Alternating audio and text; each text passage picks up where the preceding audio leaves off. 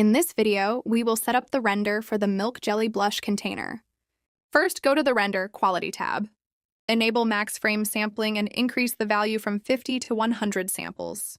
This will be enough for a clean, high-quality render. Next, enable post-processing. You will see many additional settings appear.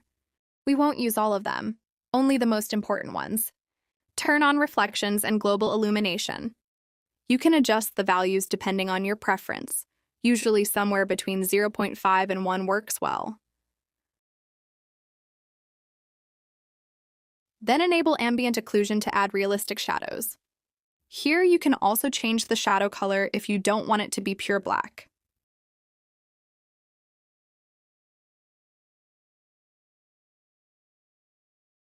I will slightly reduce the intensity to make the shadow softer and less noticeable.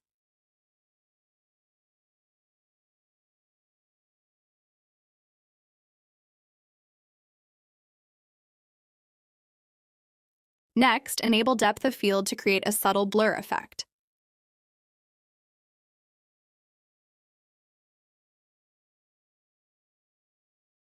I also set bloom to very low values.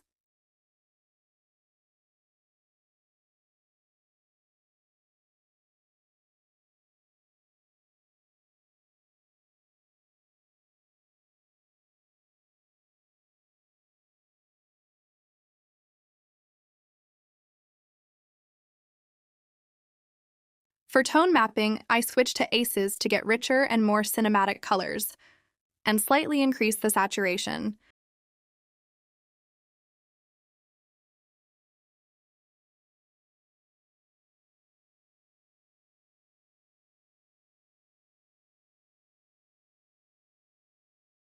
At the end, you can add a bit of sharpness to make the image look more crisp.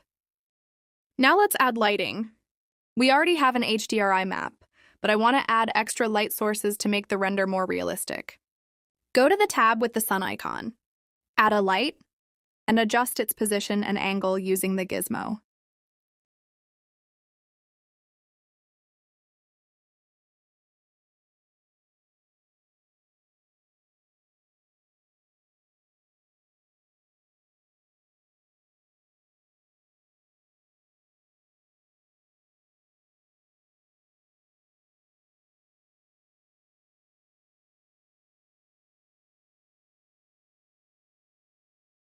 Duplicate the light, and place another one on the opposite side.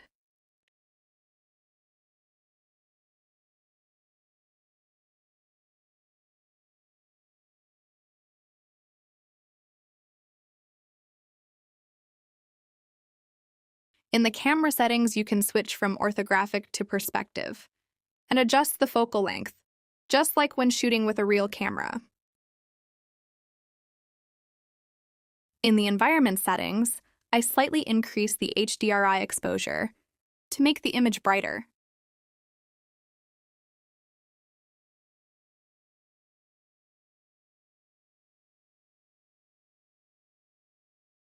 Now we can save the project and render the final image.